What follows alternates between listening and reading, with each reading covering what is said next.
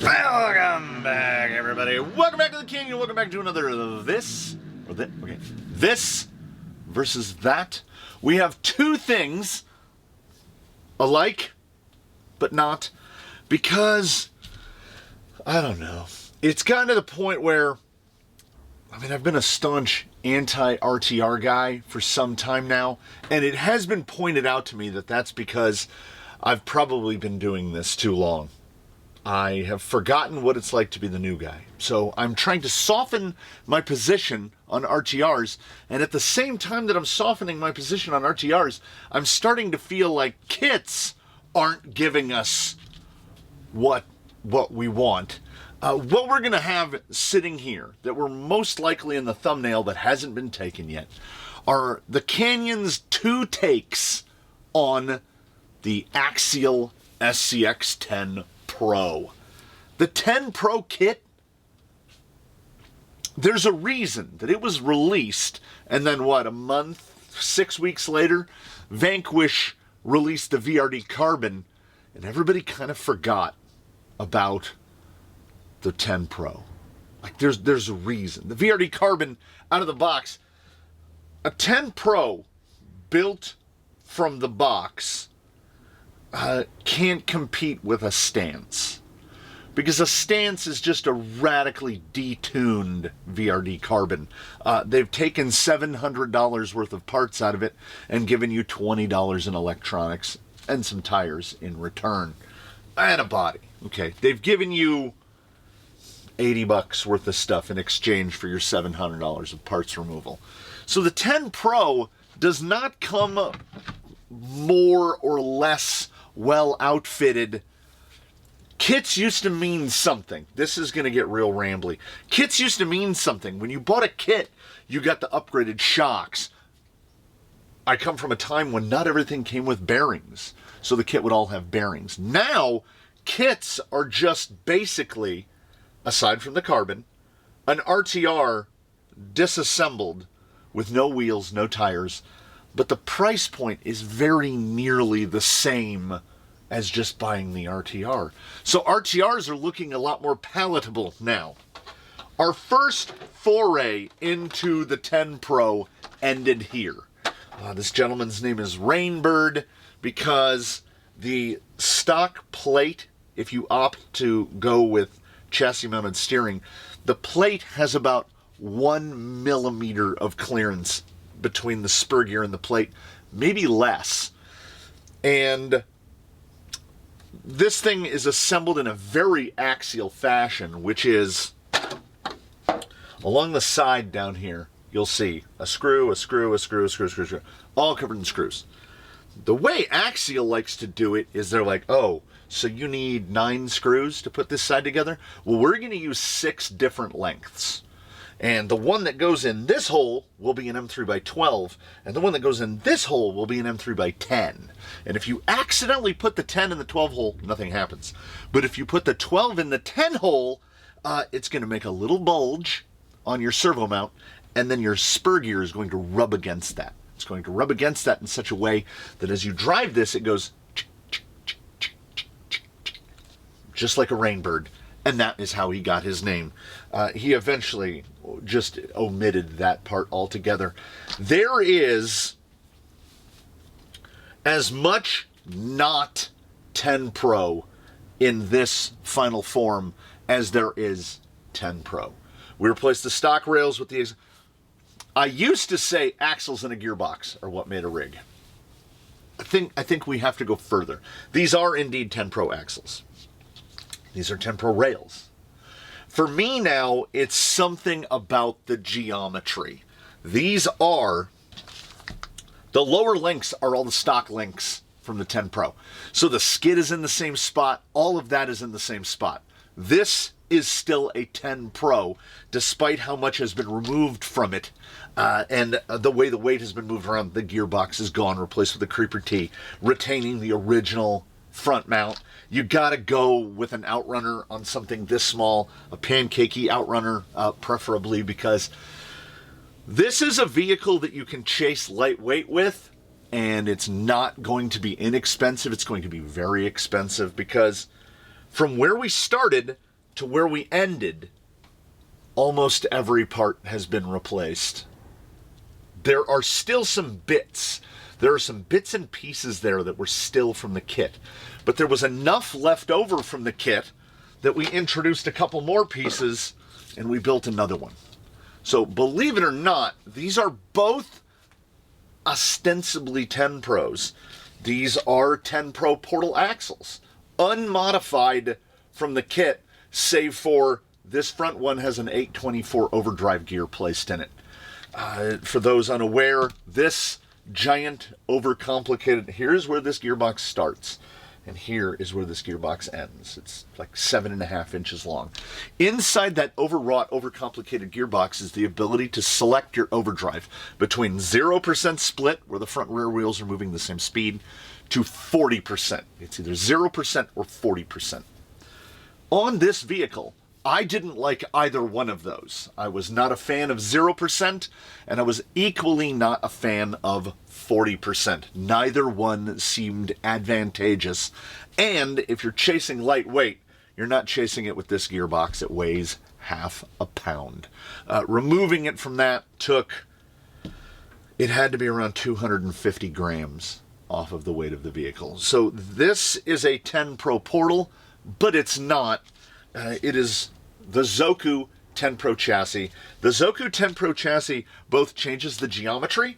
It puts more kick in the skid. It gives you far more shock mounting positions because it does different levels. Basically, this is not a sales pitch. This is just my advice to you.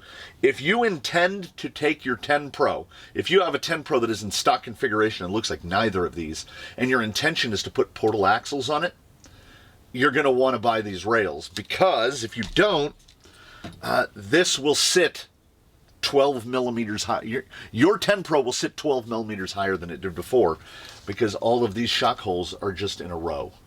So you can't compensate for just raising the vehicle up off the ground. If you're going to go lightweight, don't start with a 10 Pro. Buy the Mias. Buy the Mias, what do they call it? Gold Rush, Gold Flake, whatever that. Start with that chassis and work from there for a lightweight. You can hit 5 pounds, sub 5 pounds. That building off of the Mias, regardless of your body, I mean, if you go with one of these, it's going to be very light. If you go with one of these, it's nearly as light, and I'll explain that here in a moment. I was chasing lightweight with our buddy Rainbird. This is his son, Bluebird, because that is the gearbox from there, that is the brace from there, those are the body mounts from there. The leftover bits gravitated over. We've got portal axles, we got Zoku rails and sliders, and by the way, the stock sliders on this thing are terrible. These are cut down for weight savings to the absolute minimum amount. Ordinarily, they're about 7.5 inches long. Again, not a sales pitch, but like, that's how you do a slider. The fact that a guy is making these in his garage, and what we're getting from major manufacturers is anger-inducing. Anyway, we have nothing to lose and everything to gain by going out onto the course with Rainbird and Bluebird, 2 takes on the 10 Pro, both of which I would consider to be equidistant from the core of a 10 Pro. Because the core of a 10 Pro, let's put it out there, is not successful. If you're going to spend that $429, buy a VRD carbon instead. It will be more capable, particularly if you remove the overdrive portal gears and drop it back down to the stance level of 22%. The stance does a lot of things wrong in the fact that it has been extremely shrinkflated and nerfed in order to bring you that RTR price point, but it does get the underdrive percentage correct. It's around 22%, and it is easier to drive and more versatile than the carbon out of the box at 38%. Everything here that is carbon based, there are 3 rigs loosely or tightly based off of the carbon. All of them are running around a between 20 and 25% final underdrive. This guy is running 20% because we put a 20% in the front, but he still has the switchable. So he can switch between 20 and now 60. So I'm using that 60 effectively as 6/10 dig. You will see, I am sure it will be evidenced upcoming here in a moment. He has a turning circle to be envied by anyone. Also, for whatever reason, like you see that angle, that's not a bad steer angle. We're getting reasonably close to the shock. It throws evenly. The 10 Pro axle for me is an absolute winner because I don't think anyone is doing servo on axle as well as they did it. A half height on here, a GFRC half height, you see nothing. It's way up there. That's not going to get any scratches on it. Meanwhile, this guy is running a full height with no spacers on it. And there it is right there. It doesn't even hang lower than the little bits of plastic on the axle. So yeah, it's going to get a little scratches, little mars up on there. But it can sit much lower. If we had a conventional servo mounting, it's going to hit. And why is it going to hit? Well, because when I was putting this together, we still have most of the geometry of a 10 Pro, but we've already Zoku'd it, so the geometry has changed. And then while I was changing that geometry, I thought, well, let's just go ahead and really change it. And I think you can see it. Can you see that this front lower is 125 millimeters eye to eye, very reflective, give or take. This front lower is about 118. So we've pulled that front axle back, and then this guy's rear lower is, I'm going to call it 135. And this guy's rear lower is 150. So we've pushed the rear axle back and we've pulled the front axle back. So like look at the space. Look at the relative position of that nut relative to, say, the back edge of the servo. And then we have the position of that nut relative to the back edge of the servo. So we've cheated ourselves a little bit skid forward, but it's not really skid forward, it's more axle back. So we've shifted both axles back, moving the chassis forward. We're still okay because we're right about even, but this guy is well back. Approach and departure is not a problem for either of them, even though this guy still has bumpers. We can still doodlebug it with the best of them. But there are important things that need to be mentioned right now. We're going to start, we'll go left to right. Bluebird, the gentleman here who is fitted with this body. This is a Proline Tough Color Cliffhanger. It is one of the only Proline bodies that I actively recommend because it does a thing. It absolutely does a thing. I think this body is disgusting. I hate the look of it. I call it the bottom half of a hot dog bun. But what it does succeed in doing is being very light and very low. His roof is just a little bit higher than his hood. Now, portals are obviously picking him up a little bit, but anyway. This body, fully painted, it comes molded in gray. If you wanted to be compy and keep your weight down, don't touch it. Body comes out at about 100 grams, trimmed to just the standard size. It is also a remarkably high clearance body and is pinched. For frame of reference, let me grab this. Is a J Concepts, the, 78 GMC? Something like that. This weighs 170 grams. That weighs 100. That's weight as high as it's going to go. If you can save 70 grams, is this going to be as durable as this? It's not even in the same conversation. This body will still look like this years from now. This body, this look, I've driven it once. So we advise this because the weight reduction is significant. This body cut to this size weighs 75 grams. For, again, point of comparison, a J Concepts Creeper cab weighs about 100 grams. So this weighs about the same as a cab. This weighs less. Advantages.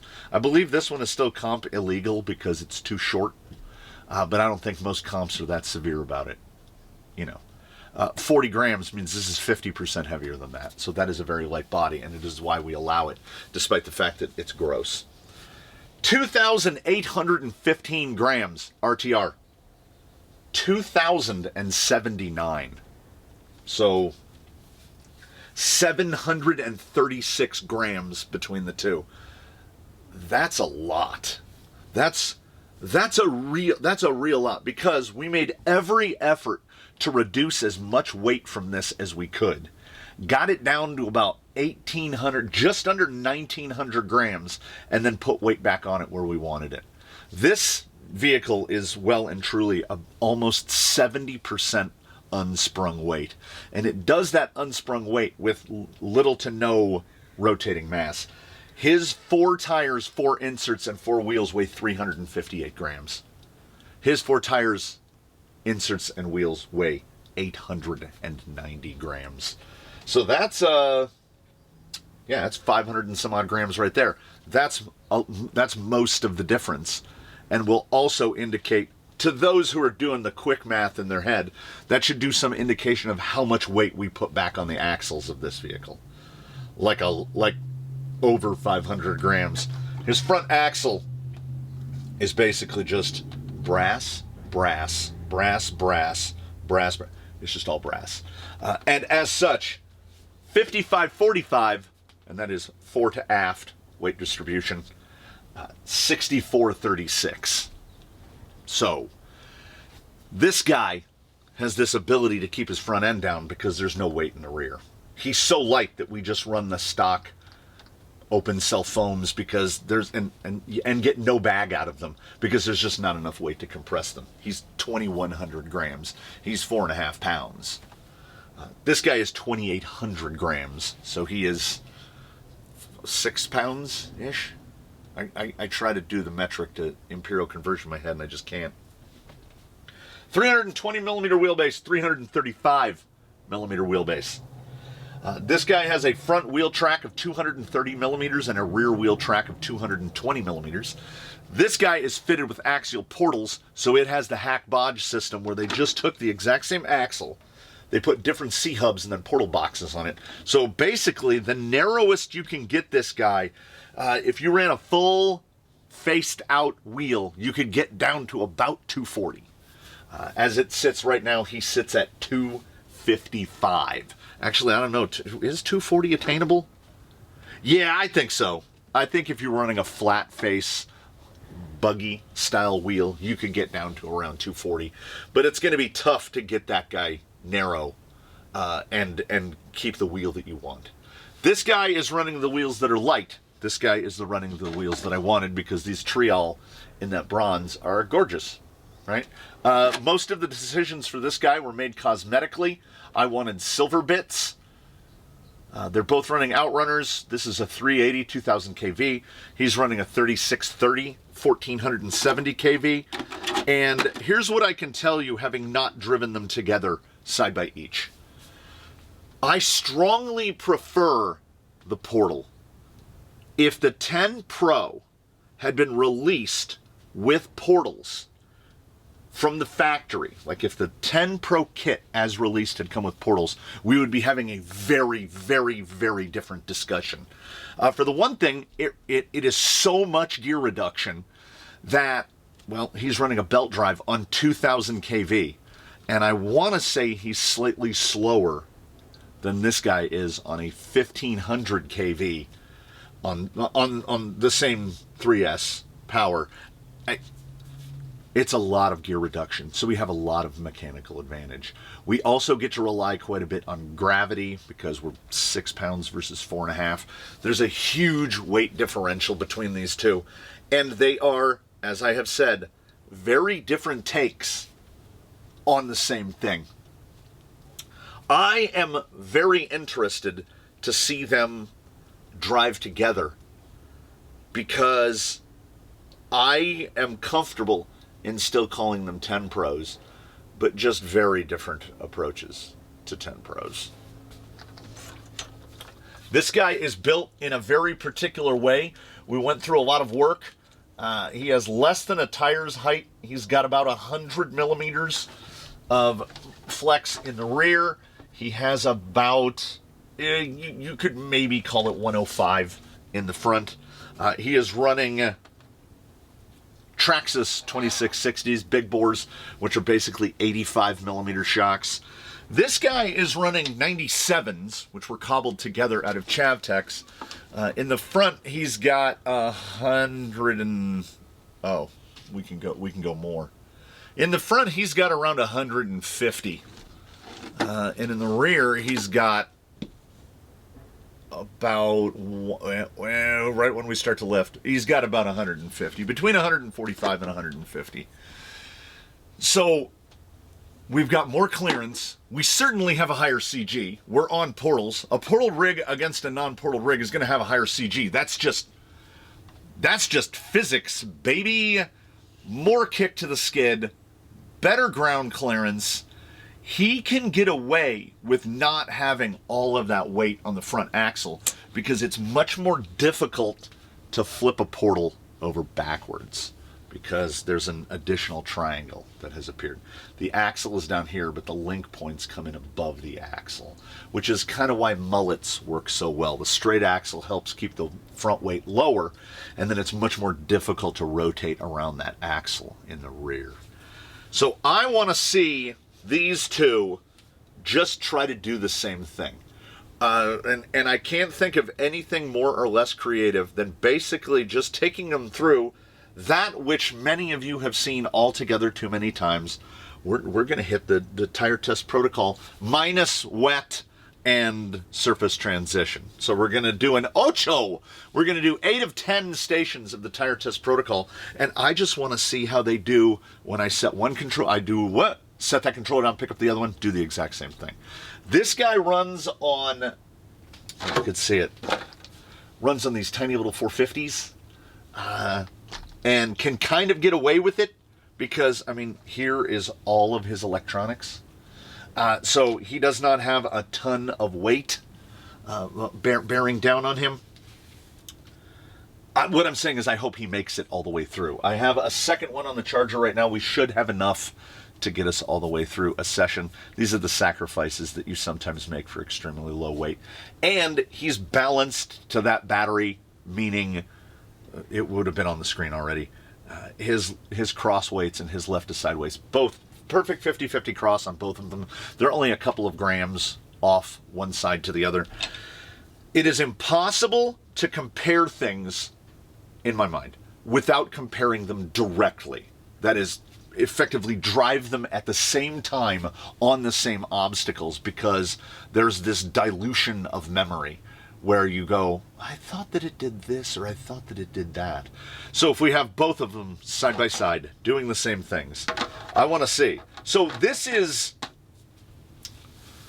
a thought exercise realized, because anyone could come in here and make a relatively compelling argument that that's not a 10 Pro and that's not a 10 Pro either. That I've been calling this the Zoku Pro because, well, that's what it is. And basically, here's why we're going outside. A, it's all content, baby. We love this versus that. And I'm trying to convince myself one way or the other. Do I just want to order a second Zoku Pro chassis and put it on this one? Because I could do that. Because it's just bolt on. All of these parts would just transfer over. Did I mention that none of these fasteners are stainless steel? They're all titanium. Because lightweight, these are hollow aluminum uppers, and these uppers are Delrin. We did everything we possibly could to shave as much weight as we conceivably could, and then added it all back at somewhat great expense. We've added no weight. We've removed no weight. He's not even trying. We didn't even take out things like chassis braces. Just put it together. Different approaches, different answers to the same problem. Rainbird and Bluebird. 8 stations. I mean, best case scenario is a tie, right? Where one isn't. I think this one's going to be better at some stuff. And I think this one is going to be better at some stuff. And when I say I think, boy, do I hope. I was arguing with myself over who was going to come out first. And then I was like, you could just grab a controller and go with that. I have not touched Rainbird's controller in a minute. So I think it's honestly better that he is up first. I want to do like a little bit of a, we do those overlapping loops. I mean that was so much drive. The sun, there's a little bit of a lens flare. The sun is coming so hard from about the 2 o'clock position that when I go to peek my head out from around the monitor, I can't see anything. And he just pulled up over it, coming around, went right through here. You get these little, what I would classify as micro hesitations, and those micro hesitations basically come from I'm giving it a level of throttle input that's too high for the available grip at the moment. There's definitely a difference in tone here.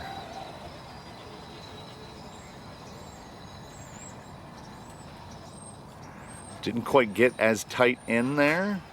Again, can't see anything out of my right eye basically. Okay, now Rainbird just murdered this spot right here. Little bit of a fallback there, little hunky action. Couldn't quite catch the same lip. If you get pushed out left like that, you're gonna get into some real shuttly stuff right there. And you know, the geometry wasn't, oh, I keep forgetting. I was like, why does my turning circle seem so big? Because I forgot about the underdrive. Again, the risks of switching controllers back to back just like that. Coming up through here, coming up through here. There's an immediacy that comes out of Rainbird. Like that, no portal, that lighter weight, everything. Like when you first tip the throttle, it feels like there's almost no deadband in the trigger. He just starts moving.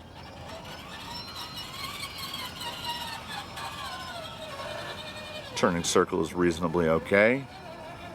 Come up through here. Narrow, as so long, I like to say that wider is better unless you're trying to get through gates, because wider is only going to hurt you once you get like really wide. When you start to approach like a square where your width is excessive relative to your wheelbase, when you start to get to there, it's going to start to hurt you.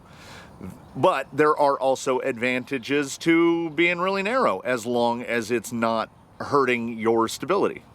And the 10 Pro out of the box suffered from what I classify as hyperstability. It was sacrificing forward drive. It was sacrificing from almost every performance category in exchange for this just absolute planted to the ground level of stability where it felt like it was holding you back. And taking a lot of weight off of it helped with that.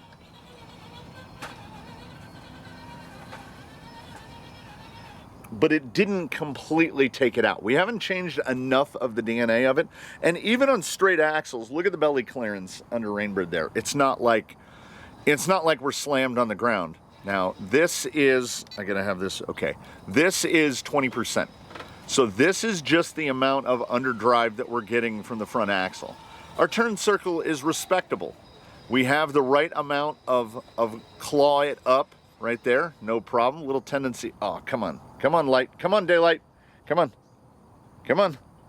It's getting fooled by the sun. If we pan over a little bit. Come on. Come on. Come back in focus. Come back in focus. Zoom all the way in. Oh, we have lost focus here. Big time. There we go. Yeah. That I'm hoping that big green blob that's half obscuring Rainbird, which is the sun, is just confusing the camera. So if I want to come around like this, that's 20%. But when I switch that underdrive and go to 60%, I mean, it's like mobile dig. So there definitely is an advantage to it, and it has changed my feelings towards the overcomplicated contraption that is the 10 Pro gearbox. He moves very fluidly, does he not?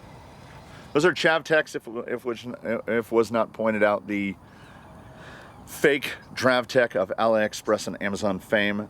If you order, not off-brand color, if you order uncommon colors, you can still get them with the circlips, the circlip retainers. And that's what came on these. As I mentioned, they were 105s, and simply by changing rod ends and changing no other parts, I have shortened them to just under 100. He was running, what was he running before? He was running shocks that were about 90, just under 100. 10 Pro shocks are just under 100. So I wanted this amount of flex, and, well, I don't know if I wanted this amount of flex. This is what we ended up with. See, that circle is just fine, and that was 20%. The 60% circle is 6/10 dig, and because we can reach down and grab those rocks, I mean, it is easier. But this is a very specific set of circumstances. I should have gone to 60% there, but I didn't. I want to stay in it right here because we stayed in it with Rainbird. 60% would have really pulled us around that better. Not that that was terrible. Let me tell you something about, we'll go to the big one to keep that front end around 60% dig. 6/10 dig. 6/10 dig is real. Let me tell you something about the feel, the overall feel with the portal versus the straight axle. And I think it's fairly simple. Here's the most obviously thing that I hope might be coming out of this video, which is there's more gears in this vehicle. And with those more gears, there's this feeling of less immediacy. Like, I can move so slow because the gear reduction is so substantial. And that is with a 2000 on a belt drive. A belt drive generally coming out in the either 2.8 to 1 or 3.0 to 1 reduction. Typically, your spurt opinion is going to be 4 to 1 or 5 to 1. So we've got like 25% less gear reduction at the spurt opinion, but because of the portals. Now we'll go to 60% and see if we can swing this without flopping. It just, like, the stability is there in the way that the stability always should have been there. Keeps the vehicle planted, but not at the expense of every other performance aspect. Like, the first time I drove Bluebird, I was like, how do the portal axles have so much tighter turning than, and that was at 0. How do they have so much tighter turning than the straight axle? And then I remembered, well, it's different geometry.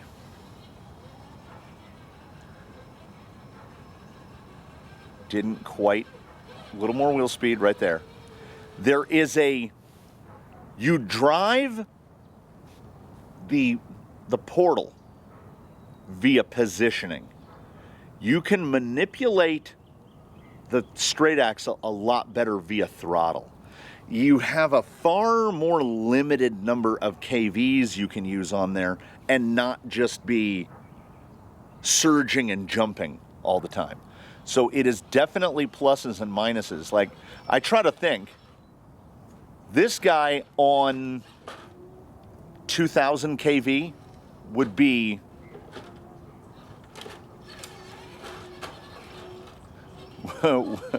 uncontrollable. And as I mentioned, driving via throttle on the straight axle is rewarding. Here's what I'm saying.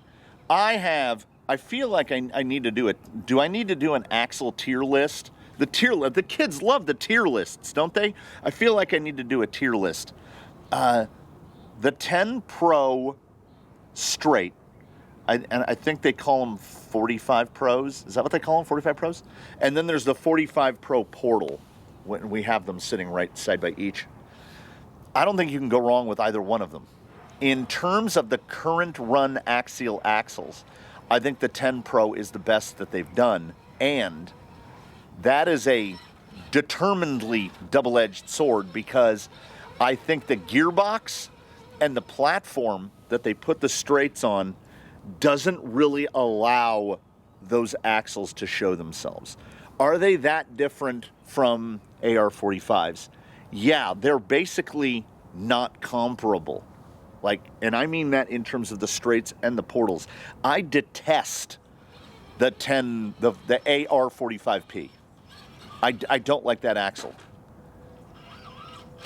Okay, you're gonna have to help a brother out, or a cousin out, or your son or your father. There we go. I love the 45 Pro portal. The axles that are under this vehicle are maybe my favorite axial axle that there are. And these are box stock minus, I went to 20% because I like 20%. And I foolishly changed to a carbon fiber behind the axle servo mount. Don't buy the behind the axle servo mount. There's no need for it. The stock plastic one is easier. This one, the carbon fiber one, is all lock nuts, so you have to put a bunch of lock nuts and spacers on it. It's obnoxious, but it is shiny carbon. So if you like carbon and you know what you're getting into, go for it. But for performance, not at Visible. I would genuinely say, get the Mias brass one. If you're going to change one, get the brass one. It is sturdy. They basically just copied the stock plastic one, only they did it in brass. So it weighs like 90 grams. It's really heavy, and it's really heavy where you want it. It's right in the middle. But here's what I'm hoping is showing so far, and this is going to run so long, and you know what? It's a pretty good late October morning, and I don't care.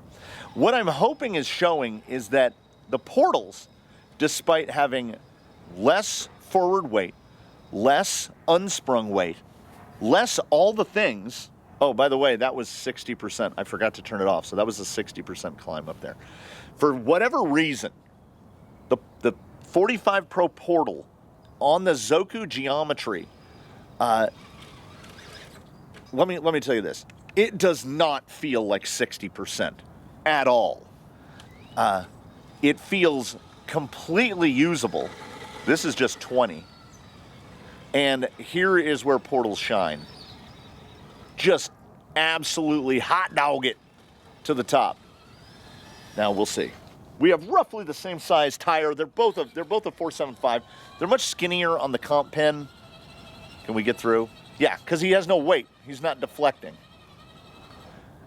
Honestly, if I'm being honest of honesties, Rainbird looked like he did it a little bit easier even, because, and there is a certain vocal component of the comments and the chat section of the set that I want to say his tombstone, far off in the distant future. I'm not wishing death. Come on his tombstone will be inscribed "lightweight always." We know, that guy knows who I'm talking about. And yeah, there are certainly advantages. There are also points of diminishing returns, and the opportunities for error, the margins of error just expand as you go lightweight, because you can make decisions that are incorrect. We got this guy, Rainbird at his lightest was 1,888 grams. His handling fell off. He got to a point where we couldn't find springs soft enough for how light he was. We couldn't find inserts soft enough for how light he was. I try to take this real slow because I want to see where he tries to take himself. There's that little, right there. There was an inkling. There was a short moment there where most vehicles of heavier weight, particularly a heavier rig on straight axles, they would get to that point where driver rear is in a little notch and it will overload and you will pivot over that tire. Rainbird doesn't suffer from that. He did not lift anything. That high side tire didn't go anywhere. And remember, he's 50% potential flex than Bluebird. If you're a Rainbird, 100 millimeters versus 150.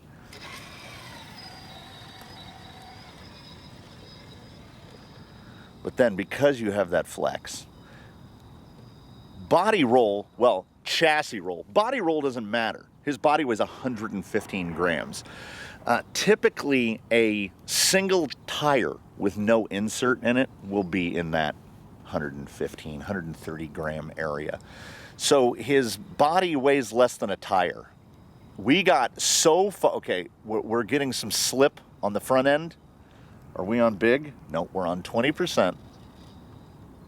So there's that lift. Can we control? See a force back down? That's portal stuff. I'm trying to see. That is a horrible entry. Big lift, but it can't. He's an inch. In the front, he's an inch wider. He's 25 millimeters wider. He's got 47 millimeter wide tires versus 36 millimeter wide tires. Okay, all right. If we're talking about primary differences, not a 10 Pro and not a 10 Pro. The portal guy will allow you to get more messy.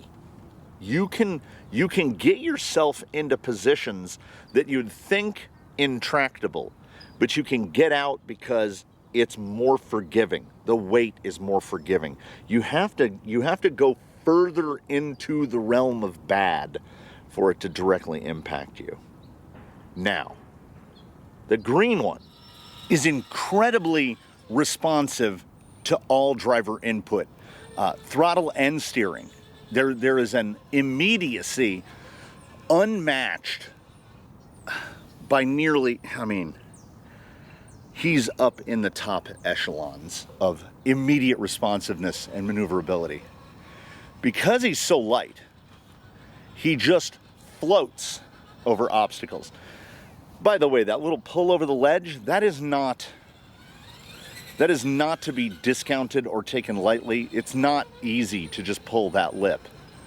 We get to right here, we get some little throttle hop, but because he's so light, lightweight always, he can just coast up over it. When we outfitted him with the pins initially, I felt almost like he was made for it. But there's a thing that has not, I think, been evidenced or shown accurately yet, which is the angle of where good turns to bad. The moment is so fleeting. Everything is okay, and then it's not. This guy is elusive in his very nature. He cannot be caught. When he starts to fall, it's already too late. When you saw him coming down the face of Undertaker there, yeah, there's nothing you can do. There's nothing you can do. It's like we see those videos of skiers that have made a bad decision, or snowboarders, and their body is just ragdolling down the side of the mountain. There's nothing they can do. They are at the mercy of gravity, and Rainbird lands in that territory. He can get really sideways. He can do a lot of stuff, but when there's no forgiveness. You do it or you're done.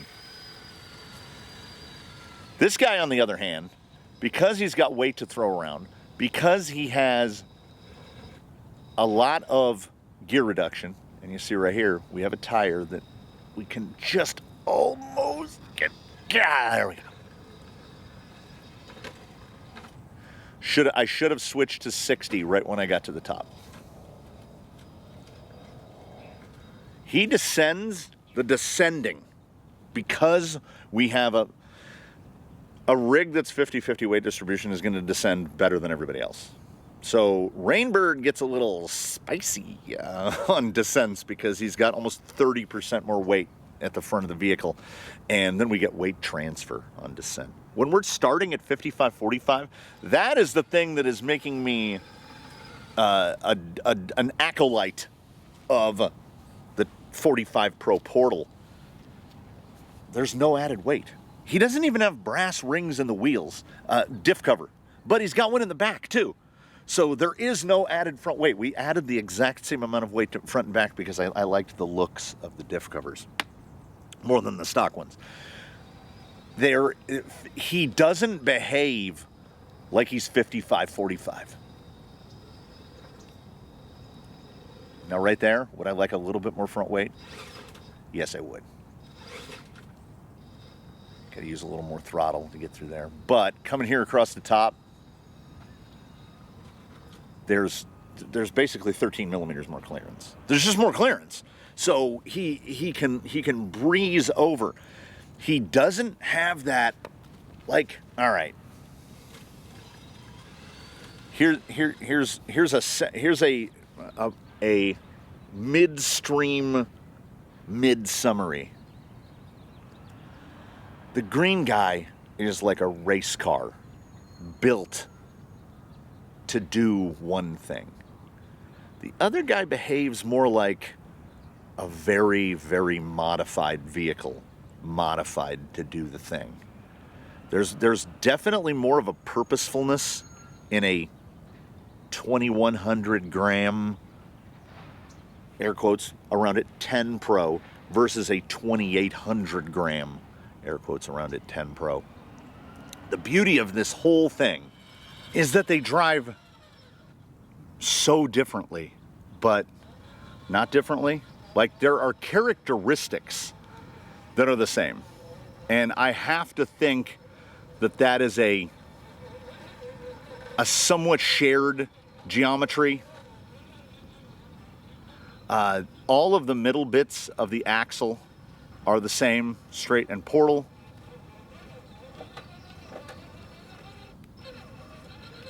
No, most noticeable, I have to say, is how much more you drive a lightweight straight axle with throttle.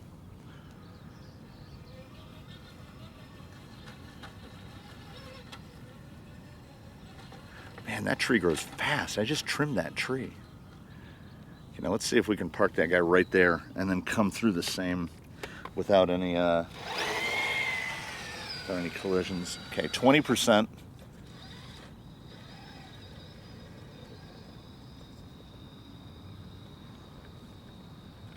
It's right about the same spot. We get a little fighty there. Okay, entered a little high. Let's see if we get some tipsy here.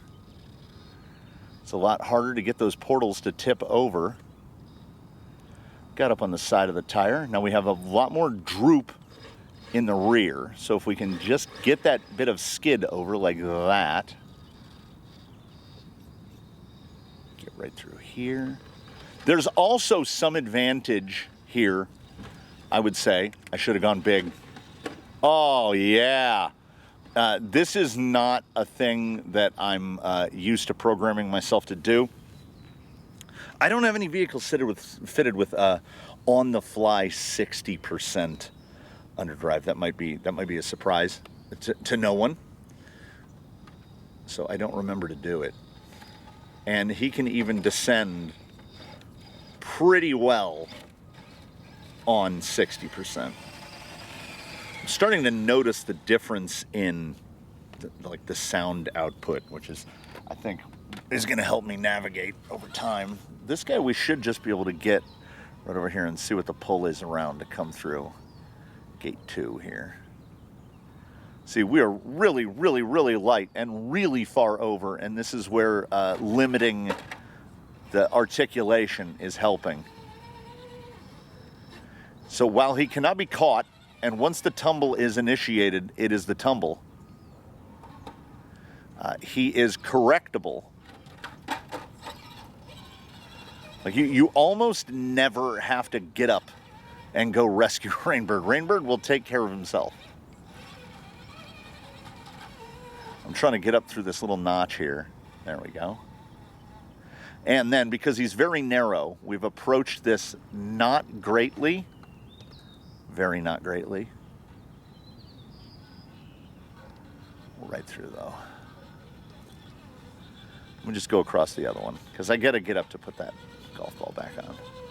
He makes a lot out of his 20%. 22%? I think it's 22%. Just got to get over that lip. I think I need a little bit more of an approach from here.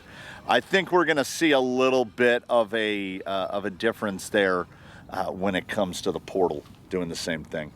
And if you only have to get up to replace the golf balls on the markers, you're doing okay. If you don't have to go over there and flip rigs over. There's just, this guy exhibits the perfect amount of stability. Like, I don't want stability more than this, and I only half finished a thought where I was saying that I think an advantage Bluebird has here is that dynamic 380, the little Furatech 380 2000. It's just not as powerful as the motor that's in Rainbird, or doesn't feel so. They might have the exact same wattage outputs. 2000 kV is going to be higher wattage on paper than the 1500, but the difference I notice here is we can bog this guy a little. Now, part of that is going to be belt drive as well, because belt drive has some stretch to it that obviously gear mesh does not. There's a call the guys on Reddit. Call Reddit. We flexing. Actually managed to get a tire to touch a Lexan there. I thought for sure I was too far to the white side there. By the way, that entire ascent and descent, all on 60%. And it's baffling to me. So we'll see. Like, you would think that rear axle's not going to pull up through there. Like, my brain is like, shift back to 20. Shift back to 20. And then the 60% is like, nah, we got this. It's not a problem. It's not a problem. You just drive on through. Oh. Now I'm starting to fall into it a little. I set the controller down, immediately picked up the other one, and the trigger tension, there's definitely a difference there.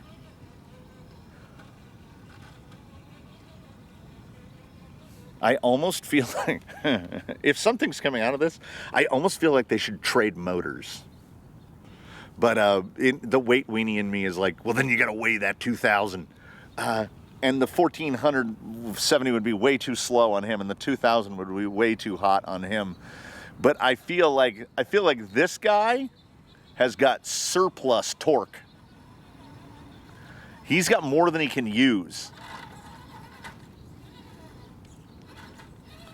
Yeah, and you never have to get up. Oh, the maneuverability level is really something. He's two wheels every time, but it definitely feels easier to get through there on the big throw his weight around portal guy. You can be rougher with it. I have said in the past on videos where I'm driving Rainbird that I feel like Rainbird can get out past my capabilities. Like, I'm not, and I'll qualify that to say current capabilities. He is far and away the lightest vehicle in the fleet and will remain as such. We have no immediate plans to build another lightweight. To us, here, the collective as a group, all of the personalities in a room together, 5.5 pounds is lightweight. So, was that 2,400? Does that sound about right? 2,500 grams? Anything under 2,500 is light. So 2,100 is very light. I realized I hadn't tried this with him, had I? It doesn't transfer the weight through. So if you completely change all of the parts on a stock 10 Pro, you can keep chipping away at that overstable nature until you land at a place that you want to be. Oh, that's too wide. It's too wide. Would have been nice if we could have done that thing, but we don't do takes. There's that little I feel like a little bit of a lack of torque. It's a 380 and not a 540. But is it a drawback, or is that what's keeping me out of trouble a lot of the time? Okay, right through there. Yeah, there's a pretty narrow line that you've got to get through right here. You feel those little those little grumbles of hesitation there. Yeah, as long as you get the entry sorted. Yeah, the differential in stability is the real notice, and it's going to come up a lot because I think the 10 Pro in stock configuration has it in excess to the point where everything else is being sacrificed. But the geos are still pretty close. We didn't move that many millimeters. It's not properly skid forward. We did not move the skid. So the skid relative to fore and aft of the vehicle is in the exact same place on both vehicles. We have really changed the weight distribution, though. I mean, somebody could try to convince me that that doesn't do that more easily. And this is the most challenging thing that we've gotten to so far. Yeah, the lightweight straight axle is better at that. Again, we wheel out the dead horse. We are not finished beating it. The Portal is more stable at it. And we are indeed dealing with an inkling of a best case scenario here, because if you take a 10 Pro, which I have my own list of problems with, and you remove the straight axles, which it came equipped with, and you replace them with Portal axles, I don't think that you're going to get a net sum good, because there's a geometry correction that took place when going to the Zoku that basically, I believe I said it, did I say it before? If you're going to Portal it, order the Zoku rails at the same time, because I don't think it's one thing. I think it's all the things. And above and beyond that,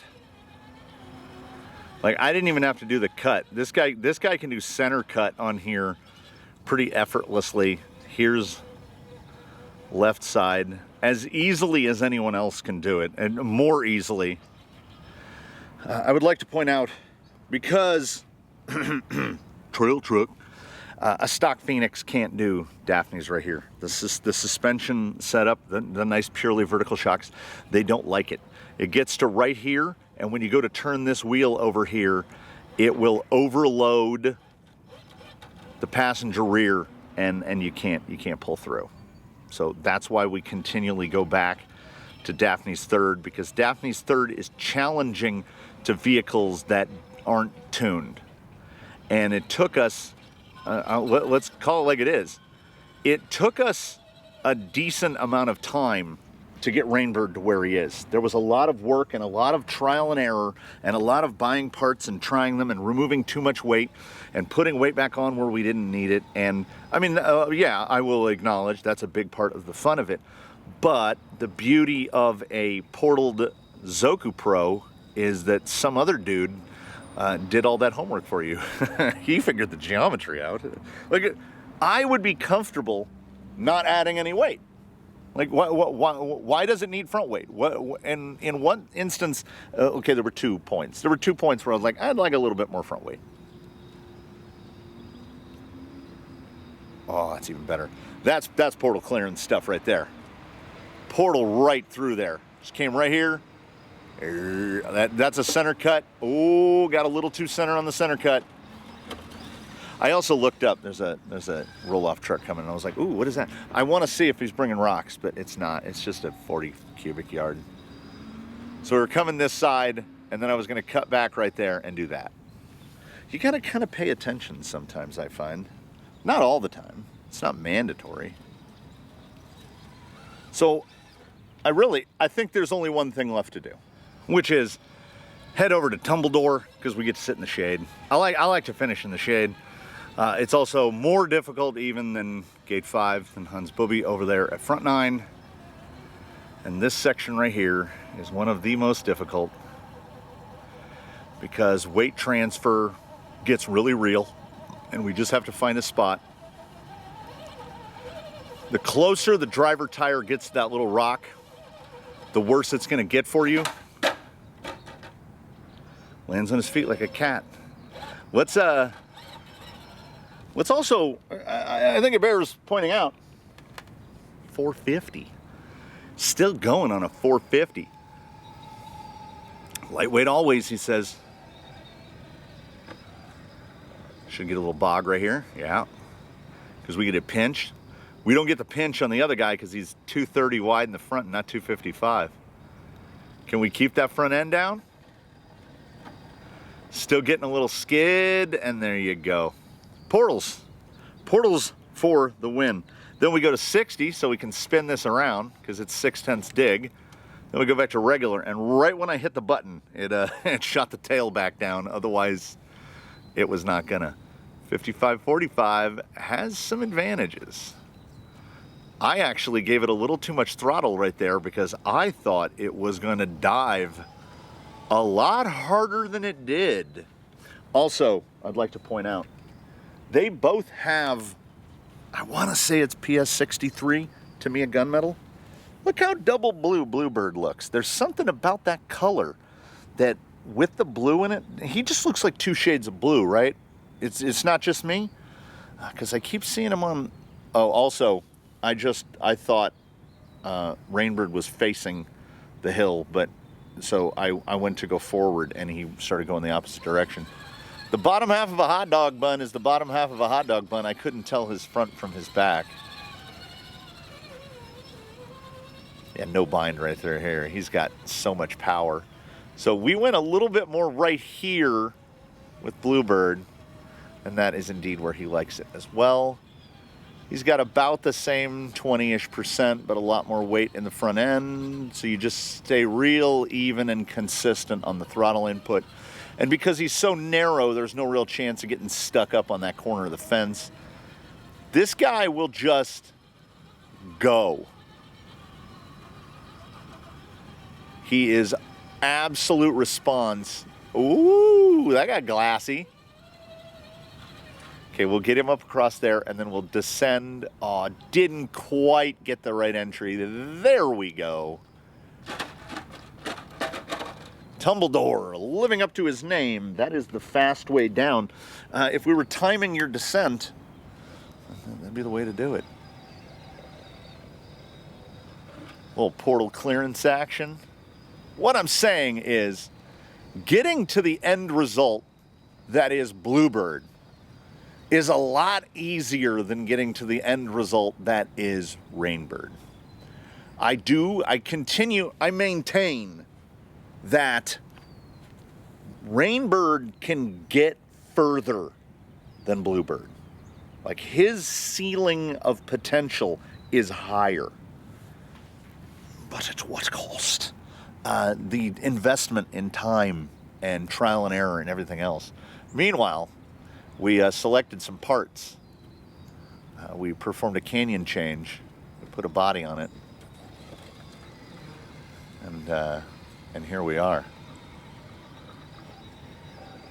So if someone said, Sophie's choice, that's really tough. That is really tough because same, but so different. I wish that we had 7D, like the ride in the mall, to where you could smell the soft waft of diesel, and to where you could experience the differential in feel between the two. In a blind test, we hand this to someone who does not know. So we have to do the impossible and find someone that has no knowledge of these, but has a knowledge of, say, okay, the straight guy's gonna get through here easier because I keep getting stuck on the fence. So has a knowledge of rock crawlers, of RC rock crawlers as a concept, but has no direct knowledge of these two vehicles. And don't tell them what they are. Don't tell them what they are at all. And be like, how do these feel to you? Because I could make as compelling of an argument for the notion that they are the same thing as someone could make that they are not the same thing. What have we learned? Rainbird and Bluebird, two very different approaches to the exact same thing. I mean, I'm pretty comfortable in saying they're pretty good, right? Like they did pretty good. I don't know. I feel like we did pretty good. And on that note, on that bombshell, I'd like to thank you so much for watching, everybody. The 10 Pro is an avenue that, if you opt to go down it, know that you're not doing it in the spirit of saving your money. Neither of these are inexpensive options. You could build Bluebird cheaper. If you go on Facebook Marketplace or one of those places and find a 10 Pro gearbox, then you can just buy the portals and the Zoku rails. Say you pay $75 for the gearbox. You're sitting at like $325, and then you still need all the stuff: body, wheels, tires, links, shocks, all of that stuff. But you're still you gotta think. A Stance RTR is $500. Could you build Bluebird for $500? Yeah. Could you build Rainbird for $500? No, not a chance. So it depends on what your end goal is. If your end goal is just dominating performance, I'd say buy a VRD Carbon before they wise up and discontinue it. If you are a lover of the tinker and you want to tinker with things, I say build a Portal Pro. It won't get you ultimately as far, but I think in 90% of situations, it's going to be more fulfilling. Like, you're going to feel like, yeah, this is pretty good. This is pretty good. This is the way Axial should have done it. The Zoku Pro, as it sits right there, Bluebird up on the hill, that is the way Axial should have done it. I'm not saying that they're going to put out an ultra lightweight. That would be crazy. You like how he just three-wheel motion there for all that time, just stood up on there? We're gonna do the world's longest drive out of frame. While I thank you again so much for watching, everybody, inviting you to comment below, hoping sincerely that you tune in for whatever we've got coming up next.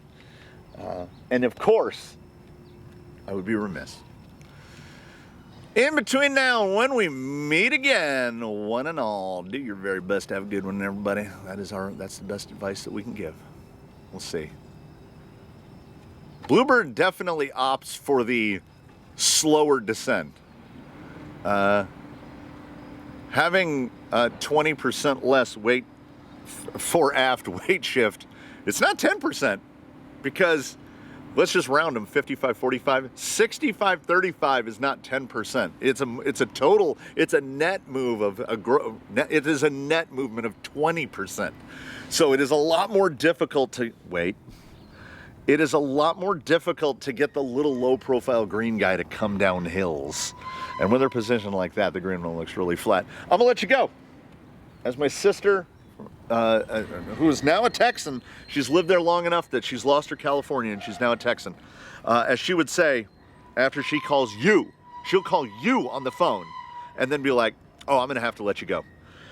I am gonna have to let you go. It's actually starting to get a little warm, and I've got about 2 more minutes before the sun pokes out from behind that tree. So, y'all come back now. You hear? We're going to, let me see. Can we dual throttle this without them hitting each other? We will see you next time. Oh, that's not bad.